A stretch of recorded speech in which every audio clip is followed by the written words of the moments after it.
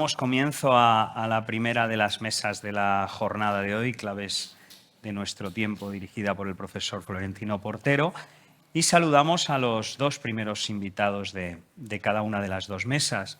El profesor Javier Gil Guerrero es investigador del Instituto de Cultura y Sociedad de la Universidad de Navarra, especialista en Oriente Próximo y concretamente en Irán, y dedicó su tesis doctoral a la relación entre Carter e Irán, la presidencia de Carter en su relación con Irán. El profesor Carlos Echevarría es profesor de Relaciones Internacionales de la UNED y director del Observatorio de Ceuta y Melilla, Instituto de Seguridad y Cultura, y un experto especialista también en temas de Oriente Medio. Así que damos comienzo a esta primera mesa titulada El régimen político de los ayatolás y sus implicaciones. En esta mesa lo que tratamos es de comprender el régimen, de comprender su estructura, su vocación, por llamarlo de alguna manera, o su proyección. Y así empezamos con una pregunta genérica que permite una primera introducción más o menos larga de cada uno de los ponentes y luego ya vamos a unas preguntas más específicas. ¿Qué es Irán hoy? ¿Cómo se define el régimen y cómo ha evolucionado en todo caso y en qué sentido desde 1979? Hagamos una definición del régimen de Irán y de esa evolución desde la revolución de los ayatolá. Empieza el profesor Javier Gil. Bueno, muchas gracias. Muchísimas gracias por la invitación para participar en este evento. Bien, Irán hoy en día es la República Islámica de Irán, ¿no? Un régimen que se crea hace 40 años y que supone una revolución no solo en Irán políticamente, sino en el chiismo, religiosamente, ¿no? A la revolución islámica de Irán, a la revolución política, le precede una revolución religiosa, porque lo que hace Jomeini es crear un nuevo sistema político-religioso que no tiene precedentes en la historia del chiismo, en la historia de Irán, ¿no? Que es el sistema del Velayá Faqih, un sistema de una custodia del líder supremo sobre los fieles chiitas o los fieles iraníes. Bueno, hay varios rasgos que definen un poco la trayectoria de la República Islámica de Irán y que explican un poco la delicada situación en la que se encuentra ahora. Uno es, y no hay que ser ingenuos, es que en el ADN de la República Islámica de Irán está un fuerte sentimiento de oposición a Occidente, de enemistad con Occidente, de rechazo a todo lo occidental. Si miramos a los grandes ideólogos de la República Islámica de Irán, a los que nutrieron ideológicamente la Revolución Islámica de Irán, estoy pensando en Jalal Ahmad, en Ali Shariati, Ahmad Fardid. Ellos elaboran una ideología que se llama Garb-Sadeghi, que es occidentosis. Occidente es una enfermedad que hay que extirpar de Irán, que hay que extirpar de Oriente Medio. Garb-Sadeghi, ¿no? Y los iraníes, los musulmanes infectados de esa enfermedad occidental son los fokoli, ¿no? Es gente que está vacía por dentro, gente que está muerta espiritualmente por dentro. Bien, la República Islámica de Irán se presenta como una alternativa frente al modelo occidental, frente al modelo liberal, frente al modelo capitalista, frente a todo el modelo que conocemos en Europa occidental, que conocemos en Europa, en Norteamérica, ¿no? La República Islámica de Irán también es una mezcla de democracia y teocracia. En Irán se vota, en Irán hay partidos políticos, en Irán hay facciones políticas, pero es cierto que ese espacio de democracia, ese espacio de elección en Irán cada vez se ha ido reduciendo más y ese espacio, por así decirlo, de compartir el poder cada vez ha ido quedando más reducido, ¿no? Hasta las últimas elecciones que ganó Ebrahim Raisi, en la que el Consejo de los Guardianes, que es quien decide qué candidatos pueden presentarse a las elecciones, pues prácticamente hizo unas elecciones a medida para que ganara Ebrahim Raisi. ¿Por qué se ha ido reduciendo este espacio en el que ya ni siquiera los reformistas como Hatami, como Rafsanjani, como Rouhani tienen un espacio dentro del poder en Irán? Porque Irán hoy en día vive preocupado por la sucesión del líder supremo. El líder supremo, Jamenei, tiene 84 años y todo el mundo tiene la mira puesta en el proceso de transición. ¿Qué va a ocurrir en ese proceso de transición ¿Y quién va a sucederle? Lo que estamos viendo en Irán en los últimos años es un endurecimiento de la represión, un endurecimiento de las medidas punitivas contra cualquier elemento que no sea 100% leal al régimen, a la visión más conservadora del régimen, porque lo que temen es las turbulencias que puedan darse cuando muera el líder supremo Jamenei. Y lo que buscan es garantizarse que quien suceda a Jamenei sea alguien de la misma cuerda y que sea un proceso de transición lo más estable, lo más seguro posible, ¿no? Y esto explica un poco lo que estamos viendo en Irán hoy en día, ¿no? Y esto explica que Rouhani, por ejemplo, ya sea una persona non grata, no le dejan presentarse a ninguna elecciones. Esto explica que Rafsanjani, que fue presidente de Irán durante 8 años y muy cercano a Khomeini, muriera en extrañas circunstancias en 2017. Esto explica que Khatami esté desaparecido, no le dejen aparecer en radio, en televisión y está muerto públicamente. Y esto es bastante curioso, ¿no? Porque todos estos son expresidentes de Irán. Es uno de los trabajos más peligrosos que yo creo que existe en el mundo, ¿no? Ser presidente de Irán, porque si miramos un poco a los presidentes que ha habido en Irán, pues Ali Rajai duró 28 días y fue asesinado. Bani Sadr tuvo que exiliarse en Europa y también tuvo varios intentos de asesinato en Europa. Rafsanjani muerto en su piscina, solo, en extrañas circunstancias, ahogado, ¿no? Khatami desaparecido y nadie la ha vuelto a ver desde que terminó su presidencia, ¿no? Rouhani también. Ahmadinejad pues está a un pie en la cárcel, a un pie de que lo detengan, ¿no? También una persona non grata. Bien, el régimen de Irán se ha endurecido y también ha limitado un poco el espacio que deja de participación a otros elementos que no son la verdadera oposición, sino que son elementos más tecnócratas, más pragmáticos. Pensemos un poco en los ministros de Franco en los años 50, ¿no? Elementos que quieren liberalizar la economía, pero no quieren liberalizar la política del país. Quieren abrir un poco la mano, ¿no? Y el último elemento, y con esto termino, que es la gran cuestión que está ahora mismo sobre el tapete en Irán, es la toma de poder de la Guardia Revolucionaria. En Irán hay un dicho en las calles que es que Irán está pasando de ser un régimen de gente que lleva turbante a un régimen de gente que lleva botas militares. Y si vemos la composición de los majlis del Parlamento de Irán, si vemos la composición de los diferentes gobiernos, en los últimos años vemos que el número de clérigos en el Parlamento, en los gobiernos, ha decrecido notablemente. Sin embargo, el número de exmiembros de la Guardia Revolucionaria, tanto en el Parlamento como en los ministerios, ha aumentado sustancialmente.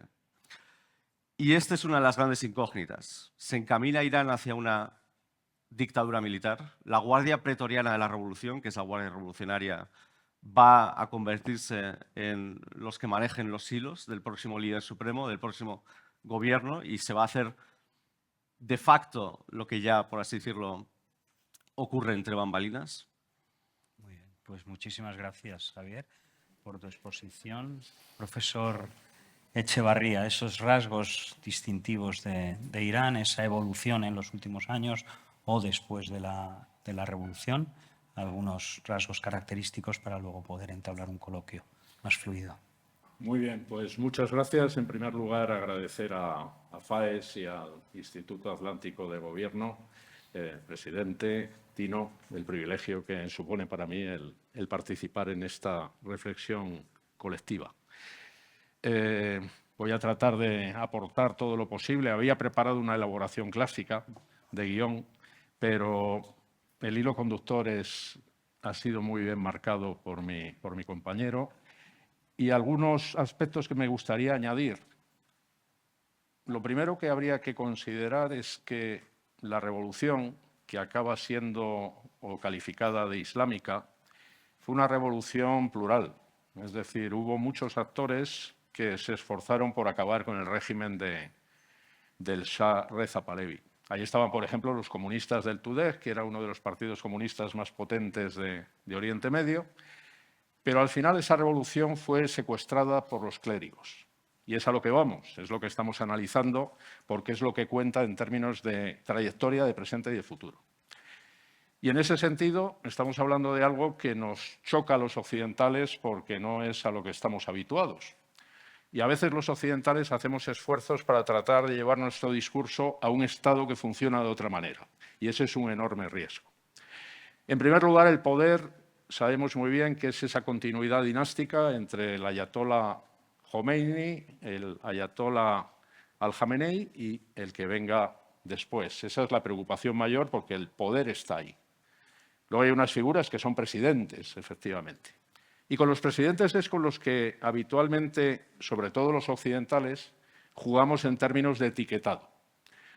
Unos son, digamos que, tradicionales, rigoristas, y otros son supuestamente aperturistas, modernizadores, etc. Pero al hilo de lo que comentaba el presidente Aznar, recordemos, por ejemplo, que cuando se elaboraba ese binomio, esa antítesis entre el histriónico Ahmadinejad y Jatami, Jatami tenía una imagen, digamos que más aceptable, más amable, pero no dejaba de ser un clérigo, además implicado en toda su vida política y religiosa en la vigilancia del purismo del régimen. Por tanto, en eso hay que ser muy cuidadosos. En una aproximación geopolítica y universitaria, la categorización del régimen. ¿Es un régimen totalitario? ¿Es un régimen autoritario? Se puede jugar. No es Corea del Norte, que es claramente totalitario, o China, que es claramente totalitario, y podemos hablar de un autoritarismo iraní como hablamos de un autoritarismo ruso, en el sentido de que hay elecciones, aparente pluralismo, etc. Pero volvemos al principio, es decir, que cuando nos calentamos, si se permite la expresión, en términos de buscar alguna interpretación que nos sea más o menos agradable, tenemos que volver al principio en el sentido de que lo que funciona es el purismo y la ortodoxia. Además, va a seguir siendo así en el sentido de que estamos ante un país de 80 y pico millones de habitantes, de enorme envergadura, y que para mantener la cohesión interna y mantener la fidelidad a la ideología y la fidelidad al Estado, tiene que estar continuamente haciendo esfuerzos. Y estoy hablando de la política doméstica, de la política interior, porque es una sociedad en la que hay kurdos, en la que hay árabes, en la que hay azeríes, que históricamente y hasta hoy han podido plantear y han planteado algún tipo de disidencia o algún tipo de contestación o alguna molestia para que esa unicidad del régimen funcione y se mantenga. El régimen es islamista, pero también nacionalista. Ellos han heredado ese nacionalismo que se refleja también en un antioccidentalismo temprano, que es herencia de los años 50, de Mossadegh, del papel de Occidente, etc. Y es una combinación, ese islamismo y ese nacionalismo, que nos invita también a reflexionar en relación con otros estados, como es el caso de Turquía. Muy importante para el caso iraní, en la línea de lo que comentabas, estamos hablando del chiismo dominante, y el chiismo, no lo olvidemos, es heterodoxia dentro del Islam. De hecho, a lo largo de la historia del Islam ha habido momentos de enfrentamiento entre la ortodoxia suní y la heterodoxia chií, y probablemente nos ha tocado a nosotros, a todos los que estamos aquí, vivir uno de los periodos de enfrentamiento más sangriento, de la mano del Estado Islámico, pero también de la mano del caos generado por las revueltas árabes y escenarios como el sirio o como el iraquí. Y en ese sentido el régimen tiene una imagen de marca importante que le conecta también con la figura o con la realidad del martirio. Esto es muy importante, porque el martirio, y eso hay que entenderlo porque tampoco estamos acostumbrados a tal concepto y a tal realidad, para nosotros no existe como concepto y lo que representa en términos de muerte y de sacrificio es algo que de partida rechazamos, pero que en una aproximación chií, y sobre todo la más contundente, que es la que lidera desde hace décadas Irán, el martirio sirve para vigorizar, sirve para unir y sirve para reforzar al actor. Eso lo estamos viendo, por ejemplo, en el campo de batalla sirio, donde Irán y uno de sus proxies, como decía el presidente Aznar, Hezbollah, han dejado muchas vidas en ese esfuerzo, pero están orgullosos de ello. Incluso en los funerales, unas madres se dirigían a otras madres que no habían perdido a sus hijos, en el sentido de que ojalá podáis sentir lo que nosotras estamos sintiendo ahora, que nuestro hijo ha combatido por Alá y está en el paraíso. Irán, con estos planteamientos que ya estaban muy bien elaborados de la mano de Khomeini y que enseguida pone en práctica, abre un escenario desde los primeros momentos de ese poder secuestrado, que es la imagen a la que nos estamos enfrentando hoy y nos vamos a enfrentar. Pongo dos ejemplos, o tres. El primer proxy que crea Irán en la región es la Yihad Islámica Palestina, en el año 1981. Recordemos que esta es la quinta guerra entre Israel y Hamás, pero hace 2 años hubo una guerra entre Israel y Yihad Islámica Palestina. No llegó al nivel de guerra porque hubo relativamente pocos muertos. Probablemente esa guerra terminó porque Hamás estaba preparando la otra, eso es una hipótesis, me permito ciertas libertades, pero Yihad Islámica Palestina está combatiendo ahora contra Israel y está alimentando esa guerra que estamos viviendo. En el 82 es Hezbollah.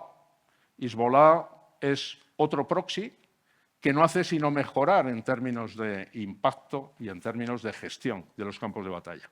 Y, por supuesto, abraza Irán a Hamás, independientemente de que Hamás sea suní y sean árabes y no persas los que engrosan sus filas. Luego vendrían los hutíes y demás.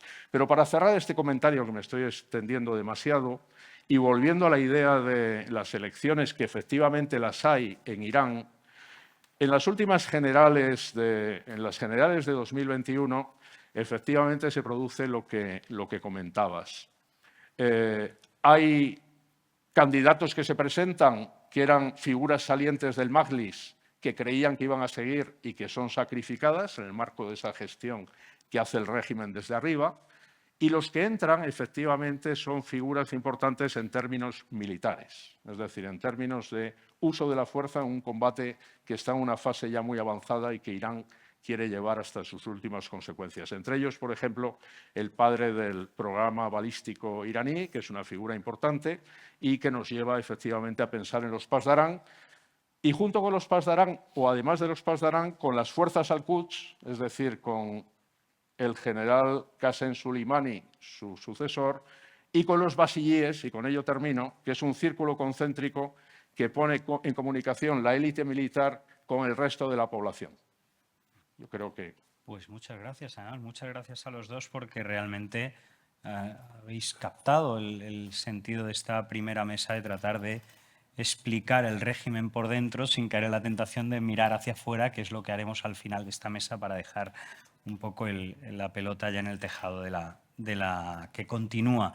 Y siguiendo esta visión del régimen por dentro, pero ya mirando en relación a su posición en el mundo, en los últimos años, aproximadamente eso, 20 años o menos, desde quizás el levantamiento de los embargos en 2015, en la última década, ¿ha cambiado algo el régimen? ¿Ha cambiado algo Irán, es decir, la sociedad iraní?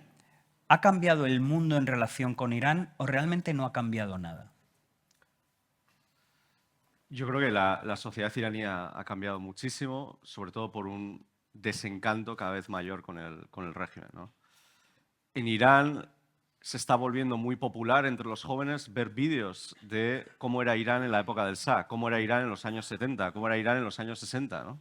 Y miran con envidia, ¿no?, cómo vivían sus padres, cómo vivían sus abuelos, esas calles, ese país abierto al mundo, ese país liberal en lo social, no en lo político. Y hay una nostalgia de la época del Shah en Irán que es muy potente, ¿no? ¿Y ha hecho mella la revolución de las mujeres también, o la revuelta? Las mujeres también Sí, incluimos. bueno, yo creo que el régimen iraní ahora tiene 2 talones de Aquiles muy importantes. Uno ya lo ha señalado, que es todas las fronteras de Irán están pobladas por minorías étnicas. Lo que une a Irán no es la lengua persa o la raza persa, lo que une a Irán es el chiismo. Pero Irán es un país étnicamente, lingüísticamente muy diverso. Y como le pasa a España, pues donde hay otras lenguas y donde hay otras culturas, pues hay movimientos independentistas y hay tensiones territoriales. Es algo que los enemigos de Irán han explotado en el pasado. Rusia, en 2 ocasiones, después de la Primera Guerra Mundial y después de la Segunda Guerra Mundial, hizo lo que ha hecho en Ucrania, que es invadir Irán para crear repúblicas autónomas de los kurdos, de los azeríes, de otros grupos étnicos. Irán teme esto, ¿no? Que esas minorías étnicas sean el caballo de Troya con el que Israel o Estados Unidos desestabilicen el régimen. El atentado que ha tenido lugar en Irán esta noche es en Balochistán, otra región con otra minoría étnica que son los balochis. Estas regiones con estas minorías étnicas son también las más pobres de Irán. Hay unas reivindicaciones también económicas, ¿no? Y muchos de los espías que Irán captura y que ejecuta pertenecen a estas minorías étnicas. Son también la puerta de entrada de Israel, de Estados Unidos, para infiltrarse en Irán. Ese es uno de los talones de Aquiles de Irán ahora mismo, ¿no? Las tensiones territoriales. El otro talón de Aquiles es lo que apuntaba antes, la reducción del espacio político. En Irán era muy importante hasta en la República Islámica mantener la ilusión de que la gente podía elegir, mantener la ilusión de que la gente podía votar por diferentes candidatos. El reformista, el de la línea dura. Y esa ilusión, esa pretensión, que siempre fue una ilusión, siempre fue una pretensión, se ha venido abajo hace 3 años, con las elecciones del 21. Y para la gente en Irán ha quedado muy claro que el sistema no puede cambiar por dentro. Que participando en las elecciones, votando por este o por otro candidato, no van a conseguir cambiar nada. Se ha hecho evidente para la población iraní que eso es un juego, para darles válvulas de escape a su tensión, a su enfado, a su hartazgo, ¿no? Presentarles candidatos de paja, pero que no son realmente oposición. Eso se ha desplomado hace 3 años. Y es un poco lo que pasó con el Shah y la caída del Shah. 3 años antes de que cayera el Shah eliminó todos los partidos políticos y creó un sistema de un partido político único, Rastakís. Y para mucha gente se les cayeron las escamas de los ojos, ¿no? Usando esta frase bíblica. Es decir, con el Shah nunca vamos a tener democracia. Lo que hemos tenido las elecciones con el Shah eran un juego, eran una ilusión, eran un engaño. En Irán esto ha pasado hace 3 años con mucha gente, que ya ven la inutilidad, la futilidad de participar en el sistema político y que está todo amañado y de que no hay una vía de reformarlo pacíficamente desde dentro. Carlos. Al hilo de lo que comentabas de la revolución de las mujeres, efectivamente tenemos fresca la imagen de Mahsa Amini, una víctima de la policía religiosa y convertida en símbolo dentro y fuera de Irán. Pero eso nos debe de llevar también a hacer un poco de historia. Recordemos que cuando tratábamos de explicar, y aún estamos en ello, dónde estuvo el origen de las revueltas árabes, y por supuesto asumiendo que Irán es persa y chií, etc., se abundaba en hitos como, por ejemplo, la revolución, mal llamada, porque no fue una revolución, fue una movilización importante de los cedros en Líbano en 2005, a raíz del asesinato del antiguo primer ministro, y se hablaba de la Revolución Verde en Irán, que tampoco fue una revolución, porque no llegó a nada, pero sí fue una movilización y que dio imágenes a las que no estábamos acostumbrados y esperanzas. Saltando en el tiempo, tenemos con la figura de esta mujer, de nuevo, un asidero para empezar a elaborar al respecto, es decir, para ver si hay esperanza, ¿no?, en términos de cambio dinamizado desde abajo. Pero yo creo que hay un telón de fondo que juega en contra, y lo siento, porque muchas veces se dice, bueno, pero denos usted alguna esperanza, ¿no? Pero fijémonos que lo que han generado las revueltas árabes, sobre todo desde 2010 hasta hoy, es una militarización del escenario y ha abierto una serie de puertas y de oportunidades a actores, en este caso la República Islámica de Irán, que se mueven con habilidad en ese escenario en términos militares. Las botas que decía antes. Efectivamente. Estamos hablando de Siria, pero estamos hablando también de Irak, estamos hablando de Yemen. Hay sitios donde actúan directamente, con visibilidad, hay otros que actúan a través de proxies.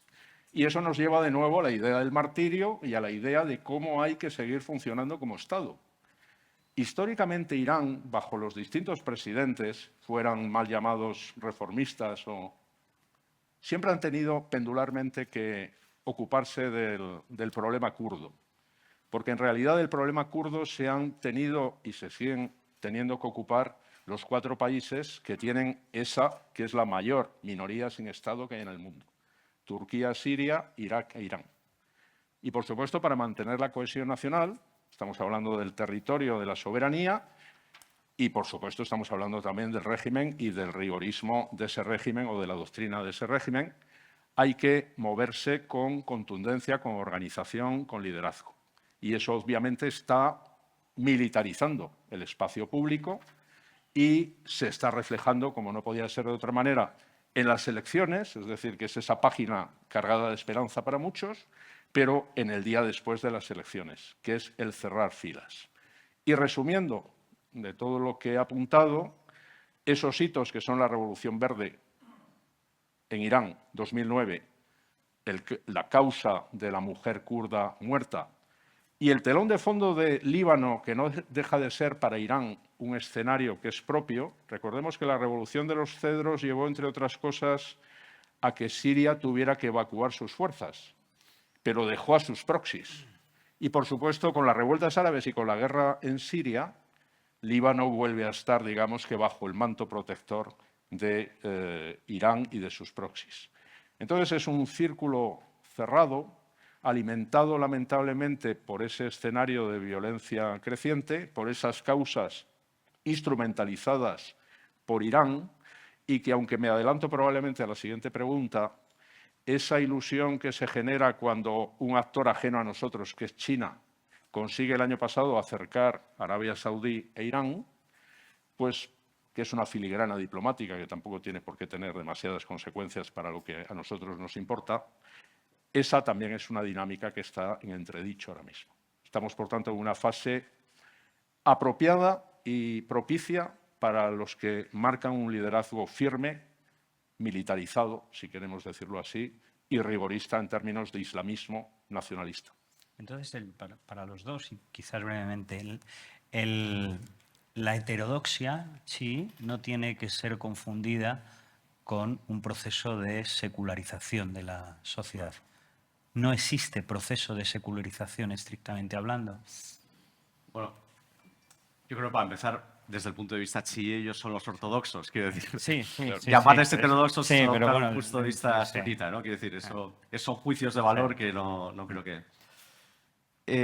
hubo una secularización en la época del Shah muy importante. En la época del Shah había liberalismo social, había liberalismo económico, pero no había liberalismo político. Ahora en Irán ni hay liberalismo social, ni hay liberalismo económico, ni hay liberalismo político, ¿no? La revolución no consigue ahogar completamente el legado del Shah. Unos ejemplos. Khomeini, una de las primeras revueltas en los años 60 contra el Shah, es por el voto femenino. Pero 15 años después, cuando triunfa la revolución islámica, ni siquiera él, cuando está en la cresta de la ola de la revolución islámica, consigue implantar, quitar el derecho a voto a las mujeres. Eso queda, por mucho que le pese a Khomeini. También queda la participación de las mujeres en el mercado laboral, la participación de las mujeres en los medios de comunicación. Bueno, hay un legado en Irán que no ha sido extirpado. Las universidades que se crearon, el mundo cultural, el cine iraní, también es un legado de todo el patrocinio que hubo de Farah Pahlavi, la mujer del Shah, el Festival de Artes de Shiraz. Bien, el régimen iraní ha tenido que convivir con muchas cosas que no le gustan, porque ya una sociedad que se ha pasado 50 años con los Pahlavis, pues no se le puede quitar todo lo que han conseguido en esos años, ¿no? Ahora mismo en Irán yo creo que ocurre un poco como la España de Franco en los años 70. Oficialmente es chiita, oficialmente todo el mundo es muy practicante y creyente, pero es de puertas afuera, ¿no? Yo creo que el ateísmo en Irán, la secularización, las conversiones al cristianismo, al protestantismo y demás, son fenómenos muy recurrentes en Irán, ¿no? Oficialmente la gente tiene que mantener una actitud de cara al exterior, ¿no? Porque es un régimen islámico, pero al haber quedado el chiismo y la religión atada a este régimen político, pues el chiismo y la religión también han quedado desacreditados. Y con la caída del régimen probablemente también caiga la caída de la influencia de los clérigos, la caída de la influencia de la religión y demás, como pasó también aquí en la España de Franco, ¿no? La revolución islámica se hizo con la gente y la República Islámica de Irán sobrevive contra la gente. Esto no lo digo yo, esto me lo dijo en su casa el nieto de Khomeini, que estaba bajo arresto domiciliario en Qom. Y entonces él, el nieto de Khomeini, una persona pública muy importante, ¿no? Él dice, el régimen ya sobrevive de espaldas a la gente, sobrevive contra la gente, esto no tiene futuro. Y un régimen que tiene bajo arresto domiciliario al nieto del fundador, al gran padre, que es como el Gandhi de la República Islámica de Irán, pues es que ya te lo dice todo hasta qué punto es un régimen restringido, un régimen que ha anulado cualquier espacio de disidencia o de opinión contraria o de... Heterodoxia y secularización. Al hilo de lo que comentaba Javier, recupero lo que utilicé en mi primera intervención, la diferencia entre el autoritarismo y el totalitarismo, ¿no? Efectivamente, al ser autoritario, no solo porque mantiene herencia pensando además que la herencia del Shah, como la herencia de Mustafa Kemal en Turquía, afortunadamente ha dejado pozos que aún no han sido eliminados por los autoritarismos islamistas. Y estoy hablando también de la Turquía de Erdogan y de la ilusión que ahora mismo se vive por los resultados electorales de hace unos días, ¿no? Bueno, ojalá esas corrientes avancen, pero sin perder de vista que hay un esfuerzo por parte de actores muy motivados, islamistas, sean suníes o sean chiíes, aquí tenemos los dos ejemplos, para laminar, para corregir derivas peligrosas. El Shah impuso, afortunadamente, la educación para las mujeres y abrió las puertas para las mujeres. Y era un régimen autoritario. Además de él abominaban muchos en Occidente, que es lo que nos pierde muchas veces, porque era el peón de los Estados Unidos en Oriente Medio. Igual que Mustafa Kemal, también impuso toda una serie de cosas que los islamistas del AKP lo único que están haciendo, y lo hacen a través de lustros y décadas, es tratar de ir laminando.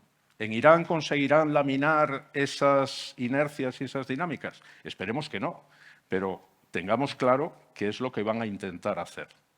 En ese sentido, por tanto, el chiismo heterodoxo, claro, como es el minoritario, pero es verdad que uno utiliza un discurso que es discutible. El chiismo tiene páginas amables. El Aga Khan es chií, es decir, la imagen que tenemos del chiismo como sanguinario, violento, conectado con el terrorismo y demás, es parcial. Eso requiere de mucho más relleno. Incluso los suníes ven mal a los chiíes por el tema de las imágenes. Y las imágenes llevan en esas procesiones magníficas de los chiíes en Irán o en Irak a portar la imagen de Jesucristo, entre otros profetas del Islam. Es decir, que hay toda una serie de cosas, pero en las que no nos tenemos que detener en un análisis como el que estamos haciendo aquí. Porque aquí lo que nos importa es cuál es el papel, cuál ha sido, cuál es y cuál va a ser el papel de Irán en la región. Y en ese sentido, lo ha explicado muy bien el presidente Aznar antes, probablemente es lo que vamos a desarrollar en la fase, digamos que exterior del régimen. Tiene una serie de principios sagrados, y nunca mejor dicho, que pasan por algo inaceptable para la inmensa mayoría de la comunidad internacional. Digámoslo además claramente. Destruir a Israel no es legítimo, y otras muchas cosas. Así que esas características del chiismo y demás pasan por esos elementos y otros que nos dejamos en el tintero, pero que... Pues por apuntar a lo que introducía el profesor Gil Guerrero, ¿qué papel desempeña la Guardia Revolucionaria? En el régimen y ya también hacia afuera, en el régimen y en el exterior.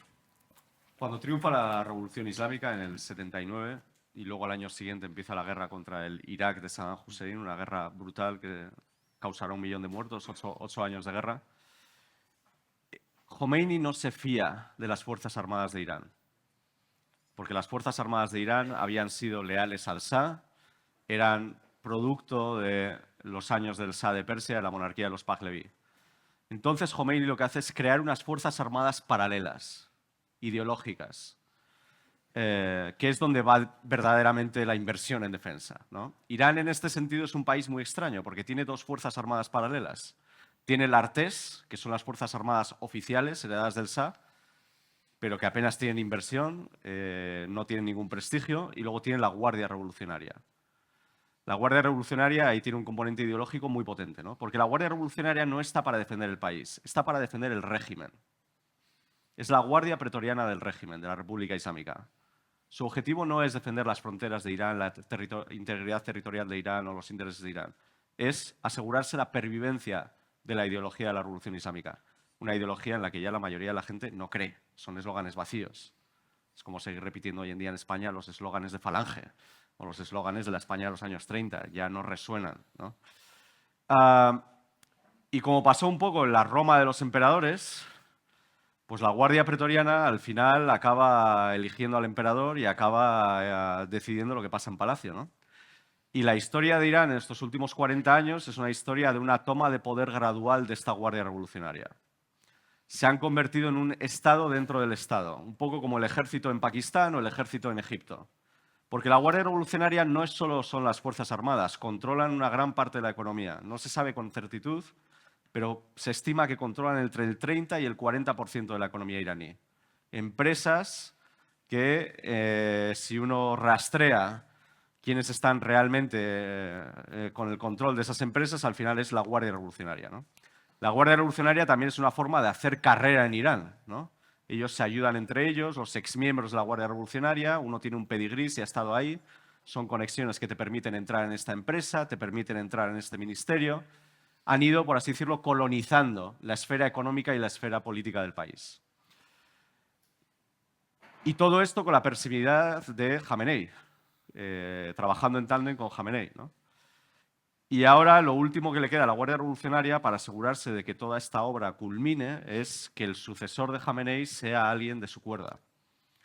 No sé si alguien directamente de la Guardia Revolucionaria o al menos alguien cuyos vínculos con la Guardia Revolucionaria, el próximo líder supremo, el que sustituya a Jamenei, sea un pata negra, por así decirlo, dicho de una forma vasta, de la Guardia Revolucionaria. Y se habla ahí pues, del hijo de Jamenei, de Mojtaba Jamenei, o se habla de otros candidatos muy, muy cercanos a la Guardia Revolucionaria, ¿no? Pero esto supondría que Irán, de facto, pues, se convierte en un país como Pakistán, como Egipto, donde el ejército controla la economía, donde el ejército controla ya la política directamente. La Guardia Revolucionaria, Sí. dentro y fuera, y hacia afuera. De paz pasarán. Es el cuarto ejército, ¿eh? Son los marines de Irán. Hay 3 ejércitos, tierra, mar y aire, y luego hay otro ejército que tiene herramientas de tierra, mar y aire, pero que están en un nivel, en una categoría superior. Incluso en su seno están las fuerzas al-Quds, las que dirigía Qasem Soleimani y que dirige su sucesor. Es efectivamente una herramienta pura, es decir, blindada, y que, como no podía ser de otra manera, porque estamos hablando de un Irán que desde que esa revolución que acaba siendo llamada islámica se impone, viene estando en estado de guerra desde entonces. La guerra Irán-Irak es la primera fase, pero luego vienen las guerras a través de los proxies. Hay una forma, además, muy útil de llegar al fondo de qué es la Guardia Revolucionaria y cómo se ha ido consolidando, que es leer la biografía de Qasem Soleimani, ¿no? Él se incorporó a los Pasdarán en los primeros 90. Pasó unos cuantos años, que no hemos hablado de eso, luchando contra el tráfico de drogas procedente de Afganistán, que es otro de los problemas importantes que tiene Irán en términos de seguridad nacional, como tiene el problema con el Baluchistán a caballo entre Pakistán e Irán. Y, por supuesto, después de eso, dejando, digamos, que la tarea interrumpida porque tenía que pasar a otras misiones, estuvo involucrado directamente en el esfuerzo de Hezbollah en Líbano y, sobre todo, vio el campo abierto, revueltas árabes, evolución de Irak, tanto en Irak como en Siria. De hecho, él es una figura que pasa a ser pública y que incluso es fotografiado en los campos de batalla. El sacrificio, es decir, el martirio de Soleimani es muy interesante porque recordemos, por aquello del autoritarismo, pero matizable, que cuando se hizo la campaña electoral para las elecciones generales de 2021 y había candidatos, el día antes de las elecciones, Ali Jamenei se dirigió a la población marcando como referente el sacrificio de Soleimani y la necesidad de ser fieles al sacrificio de Soleimani. Léase, voten ustedes bien. Por supuesto, la participación no fue muy importante. Ese es también un elemento interesante a la hora de hablar de democracia o de aperturismo. Pero en el mundo árabe-musulmán la participación en las elecciones suele ser baja. Tampoco pasa nada, es decir, tampoco vamos a cuestionar todo, pero quiero decir que hay una cierta coherencia en cuanto a actitudes, autoritarismos y demás. Y como punto final de esta respuesta, en el caso iraní, a diferencia del caso egipcio, en Egipto las Fuerzas Armadas, y eso en la época de las revueltas y cuando se sacrificó, como se hizo, la figura de Mubarak, se hablaba efectivamente de que las Fuerzas Armadas egipcias controlaban la economía, ¿no? Controlaban y supuestamente seguirán controlando la economía. Pero en Irán hay otra categoría, es decir, que están los Pasdarán. Esos Pasdarán están vigorizándose en combate porque además cada vez hay más frentes abiertos. Y eso me lleva a mí a ser cáustico en mi respuesta, es decir, yo creo que hay una consolidación del régimen porque el escenario que rodea a Irán y en el que quiere implementar esa estrategia que es clara y diáfana, no engañan a nadie, es un escenario cada vez más propicio, lamentablemente para nosotros, claro. Profesor Gil Guerrero ve como metido el régimen en un callejón sin salida. ¿Usted, profesor Echevarría, ve esa sensación de acotamiento del régimen en virtud de que es opuesto a las tendencias sociales o no se expresa en los mismos términos? Yo creo que, por supuesto, Ahora la lo respuesta dice. será más fundada la de Javier que la mía. Pero el clientelismo político que tiene el régimen en Irán, como el clientelismo político que tiene el régimen turco, y estoy hablando demasiado de Turquía y aquí no han venido a oír hablar de Turquía, pero como politólogo y geopolítico pues me permito esas filigranas. Las diferencias entre el mundo urbano, el mundo rural, el mundo más conservador, el mundo más abierto, progresista, etcétera. Yo lo que quiero darles a entender es que los resultados en las ciudades, que suelen ser generalmente, no siempre, más acordes con lo que es la modernización, la apertura, el cambio, etcétera, no nos deben de llevar a olvidar lo que hay detrás. Es decir, Turquía es Anatolia, Irán es el campo. Pues que Javier lo diga, pero yo he introducido esa hipótesis, más que constatación firme, para que sigamos pensando después de esta reunión. Dicho acotamiento, antes de que introduzcas el matiz. Una matización. Yo no he dicho y tampoco creo que el régimen iraní vaya a colapsar. No, de hecho has hablado de la militarización. Lo que yo digo es que hay una desafección social con respecto a los ideales de la revolución islámica y demás. Irán, y este es otro elemento, si hago tiempo, es otro de los elementos que está ocurriendo en Irán ahora mismo es la desaparición de la clase media. La clase media está siendo completamente laminada en Irán. El régimen, por supuesto, pone la culpa en las sanciones económicas de Estados Unidos. Pero hay otra cara de esta moneda, y es que el régimen, en el fondo, está muy contento con la desaparición de la clase media en Irán, porque una clase media siempre es un elemento social crítico, un elemento social que produce inestabilidad frente a líderes autoritarios. El régimen iraní ve con buenos ojos la desaparición de la clase media en Irán porque favorece todo este sistema clientelista en el que hay una clase baja, que cada vez es más numerosa, que depende de las prebendas, de las ayudas económicas o de los subsidios del gobierno. Esa clase baja no cree en el gobierno, en los eslóganes del gobierno y en la ideología del gobierno, pero depende cada vez más del gobierno. Y estos son todas las fundaciones religiosas que se llaman bonjats, que son una parte fundamental de la economía. Los clérigos controlan esta parte de la economía. Son fundaciones religiosas que proveen de comida, que proveen de alojamiento a millones de personas en Irán. Y es una forma, por así decirlo, de tener a la población supeditada a la supervivencia de tu régimen, ¿no? Este es un elemento que yo creo que hace que el régimen, por así decirlo, tenga un cierto futuro, como pasa en Venezuela o como pasa en otros sitios, ¿no? El otro elemento es la Guardia Revolucionaria. ¿Por qué el Shah cae al final? ¿Por qué la dinastía de los Pahlaví cae en la Revolución Islámica? Porque al final el ejército se pone de perfil. Y esa es una lección que Khomeini y los líderes de la Revolución Islámica aprenden. Y por eso crean la Guardia Revolucionaria. Vamos a crear un ejército cuyo cometido sea la supervivencia del régimen. Un ejército ideologizado. Sí, Y esa es una garantía que la monarquía Pahlaví no tuvo. Y por eso, si hay protestas en Irán, si hay revueltas en Irán, van a tener siempre enfrente un ejército perfectamente organizado, con todas las ramas que ha mencionado, de los Quds, de los Basij y demás, ¿no? Siempre se habla en Irán de que para que haya una revolución exitosa tienen que ponerse de acuerdo tres elementos. Si miramos la revolución constitucional de 1906, si miramos el golpe de Estado de Mossadegh, si miramos la revolución islámica del 79. Ejército, clérigos y el bazar, los comerciantes, la clase media. El bazar ya cada vez cuenta menos, por esto que he dicho de que la clase media está desapareciendo.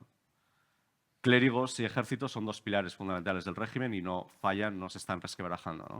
Y el bazar está siendo suplantado por esta clase baja que depende de estas ayudas económicas de los bonyaz, de las fundaciones religiosas, que depende de un régimen que no le gusta, pero depende de ese régimen para recibir el pan de cada día. Pues vamos a la última pregunta, que como os decía antes, era ya lanzando un poco el balón a la siguiente mesa. Entonces ya vamos a ir tocando aspectos que tienen que ver con la siguiente mesa titulada Irán y la estabilidad en Oriente Medio. ¿Es Irán un régimen expansionista o preguntado de otra manera? ¿Por qué cree Irán que tiene que intervenir fuera de sus fronteras? Es decir, ¿es una actitud ofensiva o se cree defensiva? Y en relación con esto que ha salido, pero es más para la mesa siguiente, pero me interesa porque lo habéis mencionado los dos un par de veces, las relaciones con Pakistán en relación también con la frontera de Luchistán. Y ha habido unos atentados cruzados en suelo pakistaní, en suelo iraní en los últimos meses. ¿Cuál es esa relación? Lo preguntaré también a la siguiente mesa, pero como aquí ha salido, también lo pongo sobre esta primera mesa. ¿Es un régimen expansionista? ¿Interviene fuera de sus fronteras en actitud defensiva u ofensiva? Y la relación con Pakistán. Bueno, yo estoy totalmente de acuerdo con lo que ha dicho el presidente antes. Uno de los objetivos de la política exterior iraní es lograr una hegemonía regional. Y otro de los objetivos claros de la política exterior iraní es lograr una posición de preeminencia en el mundo musulmán.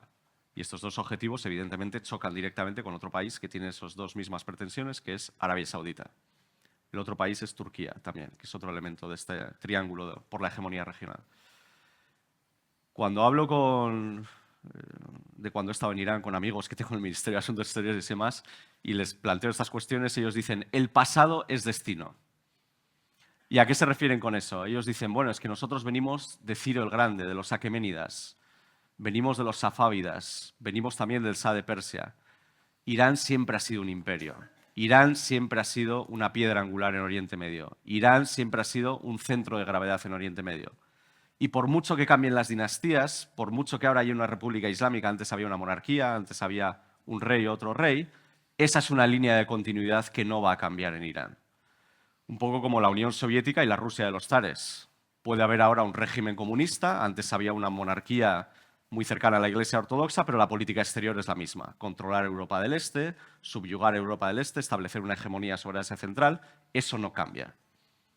Y entonces yo creo que aquí hay una línea de continuidad muy clara entre la República Islámica de Irán, el Shah de Persia, antes de la República Islámica, los Qajar, los safávidas y hasta Ciro el Grande, ¿no? Una ambición de ser un primus inter pares en Oriente Medio, ¿no? Los iraníes, como ya habéis apuntado, son muy nacionalistas.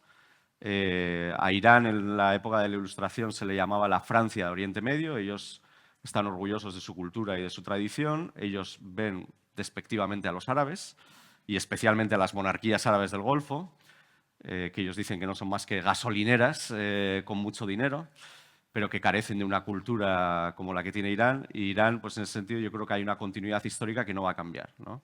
Ellos aspiran y creen como una especie de destino histórico lograr esa hegemonía regional.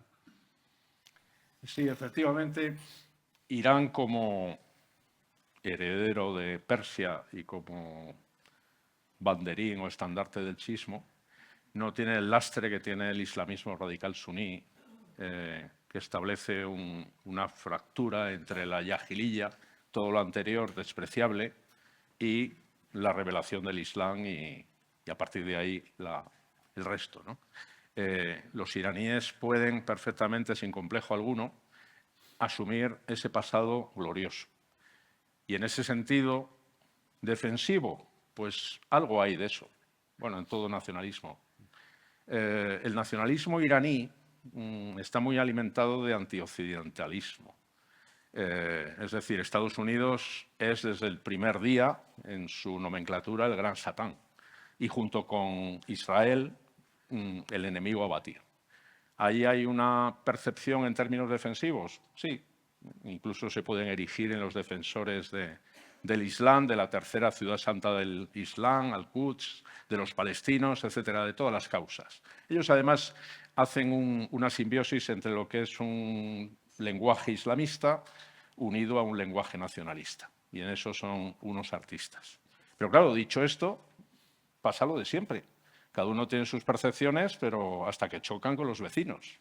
¿Y qué tiene de legitimidad la percepción porque sea defensiva del presidente Putin, ¿no? O del gran ayatolá iraní? Bueno, pues se ha explicado muy bien por parte del presidente Aznar. Ellos lo que han hecho después de ese calvario que fue la guerra Irán-Irak, que obviamente tienen su percepción de por qué ocurrió aquello, etcétera, etcétera, es el ponerse a funcionar pues en los años que estamos recorriendo y en los escenarios que estamos recorriendo. Lo hacen bien directamente cuando toca o lo hacen a través de una complejísima red de proxies que están perfectamente alimentados por Irán, pero que también en buena medida tienen la capacidad de funcionar por su cuenta. No perdamos nunca de vista esto. Y en ese escenario... No han cobrado absoluta vida propia, ¿no? Esos proxies. Hombre, Sí. absoluta, digamos que no. No. Porque aunque tengan buenos ingenieros, tanto Hezbollah como los hutíes, no les viene nada mal el que se arrime el hombro por parte de Irán. Y en el caso de Siria, que es la guerra por antonomasia, hombre, también obviamente Irak. En Irak han cambiado las tornas de la forma que lo han hecho, ¿no? Saddam era digamos que el muro de contención frente a ellos. Pero Siria es un escenario fundamental en términos de pasado, de presente y de futuro. Y ahí han actuado directamente. Han actuado también los proxies, porque ha habido que arremar muchos hombros. Y eso me lleva también a concluir.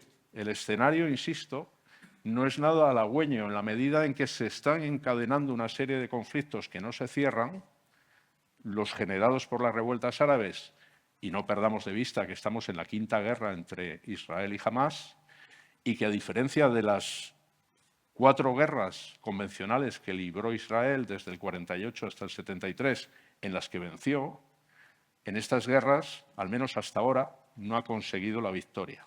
Otra cosa es que hablemos de cuál puede ser la victoria en un escenario tan complejo como es el de Gaza, Cisjordania, etc. Pero eso obviamente nos lleva también a entender que este escenario es propicio para Irán porque va a seguir rodando, va a seguir pedaleando, igual que lo va a seguir haciendo en Siria, lo va a seguir haciendo en Irak. Y en relación con Pakistán, esa vecindad es harto complicada, porque ahí se encuentran 2 actores que son potencias regionales. En el caso de Pakistán, además, es potencia nuclear. Irán trata de serlo, obviamente, pero tienen el problema del vecindario, que es un problema que engarza con, digamos, una causa separatista, baluchi y lo que queramos, pero con toda esa dinámica también de deterioro que se sigue produciendo en el eje entre Pakistán y Afganistán. Ese es un escenario para Irán desde hace décadas extremadamente peligroso y al que le tiene que dedicar un gran esfuerzo. Y lo va a seguir haciendo. Bien, ¿algo más sobre este último? Listo, pues muchísimas gracias y unas gracias reforzadas porque realmente ha sido un honor escucharos y compartir este rato con vosotros y aprender acerca del régimen de Irán y del régimen islámico de la República de Irán y sus implicaciones. Así que muchísimas gracias por vuestras intervenciones.